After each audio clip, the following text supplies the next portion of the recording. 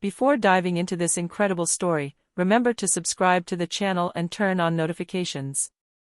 Here, every story has something to say, and you won't want to miss a single one.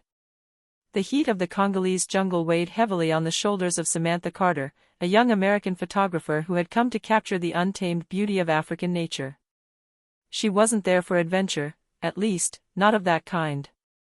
Her cautious steps crunched through the damp leaves as she discreetly followed a group of mountain gorillas, camera in hand, marveling at their majesty. But what was supposed to be a simple tourist excursion was about to turn into a nightmare. A dull thud shook the bushes behind her. Before she could turn around, an enormous figure emerged from the vegetation. The ground vibrated beneath the beast's weight, a massive, dominant male with piercing eyes. His growls echoed through the valley like a warning. The guides shouted at Samantha to flee, but she remained frozen, paralyzed by fear and fascination. In a split second, the gorilla grabbed her arm and dragged her into the jungle at breakneck speed. The guides' shouts faded into the distance. Samantha's world shrank to the animal's powerful breathing and the beating of her own heart. They arrived at a secluded clearing, a natural lair hidden by dense vegetation. The gorilla gently set her down on the ground, without harming her, then slowly walked away, observing her every move.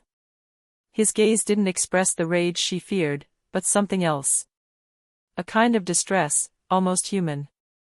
It was at that moment that Samantha understood, he wasn't trying to hurt her. He wanted to show her something. And what she was about to discover that day, deep in that forgotten jungle, would forever change the way the world saw gorillas, and humans.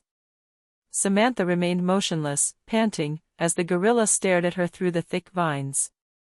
Fear made her hands tremble, but a strange curiosity was beginning to take hold. This gigantic, powerful animal could have killed her in an instant. Yet, it hadn't. He had simply sat down opposite her, as if waiting for something. Sunlight filtered through the trees, casting golden reflections on the giant's black fur. Samantha slowly dared to take out her camera. The gorilla grunted softly but didn't move. Then, in a trembling voice, she whispered, "I won't hurt you. I just want to understand." Her instincts as a photographer and explorer took over. She observed the hideout, woven branches, a floor carpeted with leaves, and inside, traces of human activity. A water bottle, a backpack, and even a torn scarf. Samantha felt an icy wave pass through her body. Someone else had been here. Recently. The gorilla then stood up, slowly, and nodded his head, as if he wanted her to follow him. Hesitantly, she followed him through a passage covered with moss and roots. Her heart was beating so fast that she could hear it in her ears. Then, as she passed through a wall of vegetation, she came upon a sight she would never forget. In a small clearing, 3 baby gorillas were huddled against a tree trunk. Next to them, a female lay on the ground, injured, breathing with difficulty. Her eyes pleaded for help. Samantha then understood, the dominant male had brought her here so that she could save his mate. Tears welled up in her eyes. She wasn't a veterinarian, but she knew how to disinfect a wound, how to calm an animal. With a trembling hand, she took a small first aid kit out of her bag.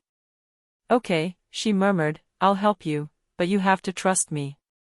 The gorilla knelt, watching his every move, ready to intervene at the slightest threat.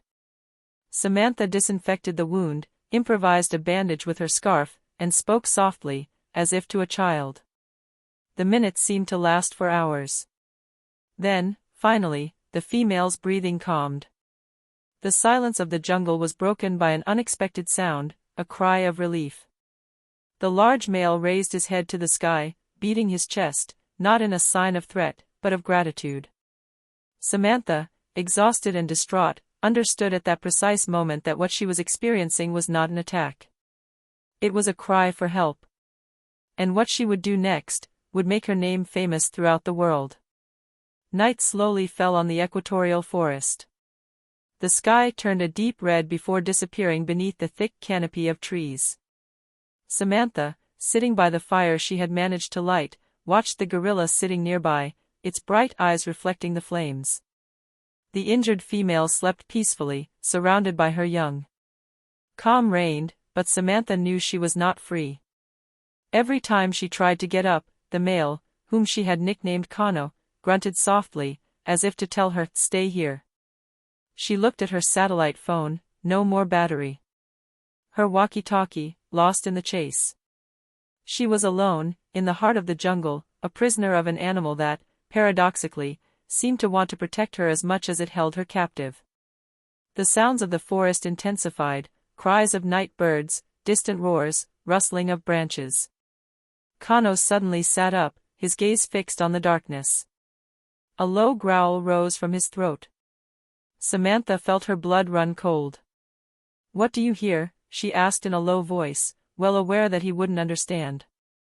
But a few seconds later, she understood. A group of men appeared through the foliage, armed with rifles and headlamps. Poachers. Their voices were rough, their steps heavy. "We've found their trail," said one of them. "The male isn't far away. That one's worth a fortune." Samantha felt her heart stop. They were talking about Kano. Without thinking, she approached the gorilla and placed a trembling hand on its massive arm. "Please stay calm," she murmured, "don't attack them." But Kano, as if he understood the danger, slowly rose to his feet, his colossal size towering over the surrounding trees. The poachers raised their weapons. "Don't shoot!" Samantha cried. "Don't shoot, I'm human." The men stopped, stunned to see her there. One of them shouted. "It's the missing tourist. She's alive?" "How?" They didn't have time to finish their sentence. With a terrifying roar, Kano charged. Gunshots rang out. Bullets whistled through the night. Samantha cried out his name, begging the gorilla to flee, but he fought with a protective rage, driving back the poachers to defend his family and the one who had just saved his. When a heavy silence finally fell, Samantha could hear nothing but her heartbeat and Kano's panting breath. The gorilla slowly collapsed to its knees, a bullet lodged in its shoulder. Samantha rushed towards him, tears in her eyes. "No, no, hold on. Do you hear me? I'm going to help you, one more time." She knew that if she did nothing, he would die before dawn. And this time, it wasn't just a matter of survival. It was a promise.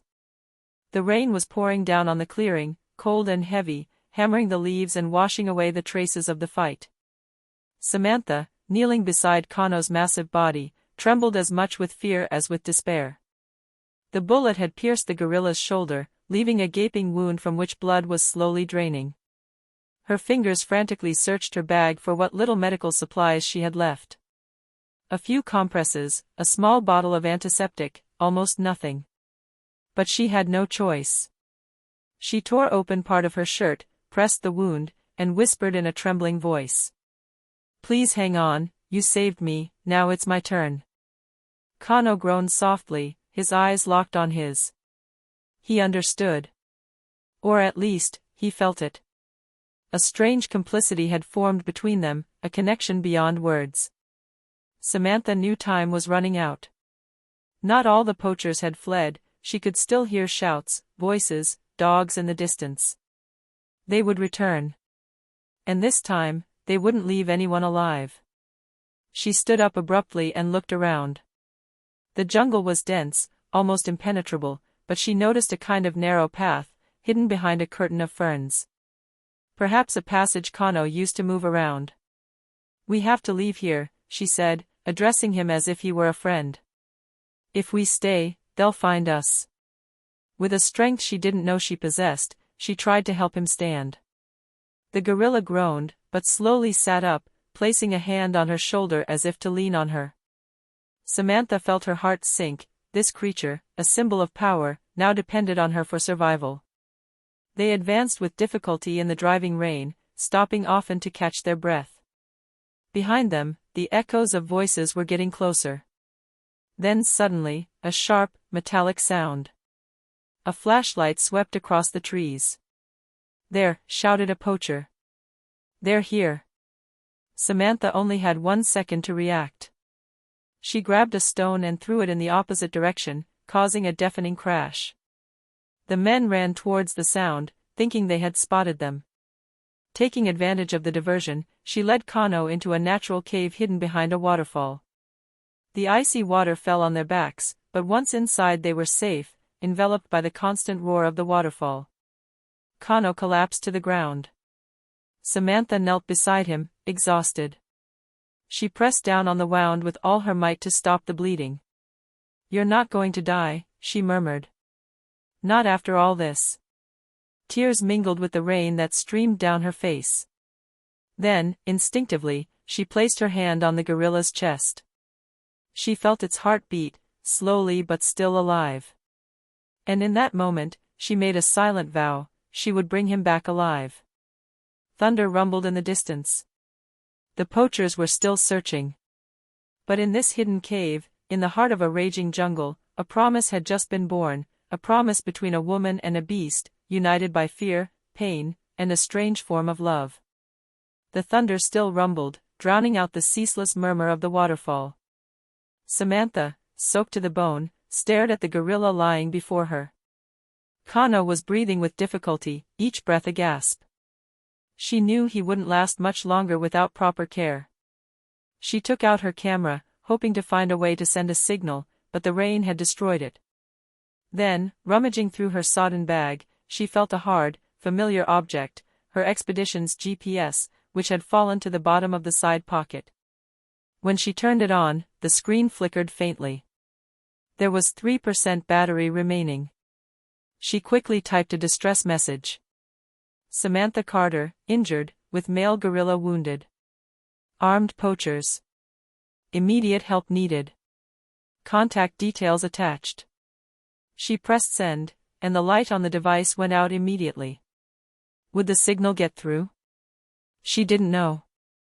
But it was their only chance. Kano stirred weakly, trying to sit up. Samantha gently placed her hand on his chest. "No, stay calm. We'll get through this, the two of us." But suddenly, a sharp noise echoed behind them. The click of a weapon. She turned around slowly. A man stood at the entrance of the cave, soaked, with a cold stare. It was William Drake, the leader of the expedition to which she belonged. A man she thought had come for science. But the expression in his eyes said something quite different. "Samantha, you survived," he said in a falsely relieved voice. "What are you doing here?" she asked suspiciously. "I should ask you. You should never have interfered. These animals are worth a fortune, you understand? A single capture could fund years of research, or much more." She felt a wave of anger rising within her. "These aren't investigations you're doing, Drake. These are murders." He shrugged. "The poachers work for me. That's how the world works. The naive take pictures, the pragmatic take control." Behind him, two men appeared, weapons in hand. Kano let out a low groan, trying to get up despite the pain. Samantha instinctively positioned herself in front of him. "If you touch him, you'll have to kill me first." Drake gave a slight smile. "Very well. If that's what you want." He raised his weapon. But the moment he pulled the trigger, a thunderous roar erupted. Kano, in a final burst of energy, leaped forward. The ball grazed Samantha and was lost in the rock. The gorilla struck Drake squarely, sending him tumbling into the churning water at the foot of the waterfall. The two other men screamed in panic before fleeing into the jungle. The cave vibrated with the impact. Samantha, on her knees, watched Kano slowly collapse. He was breathing heavily, his eyes searching for hers. She took his hand, that gigantic, powerful, yet so gentle hand. "You won, you're free," she murmured between sobs. The gorilla closed its eyes, exhausted. Outside, the sound of helicopters echoed in the distance. The rescue team was arriving. Samantha looked at the waterfall, her tears mingling with the rain. She then understood that the jungle was not wild. It was the human world that was. The drone of the helicopters drowned out the roar of the waterfall.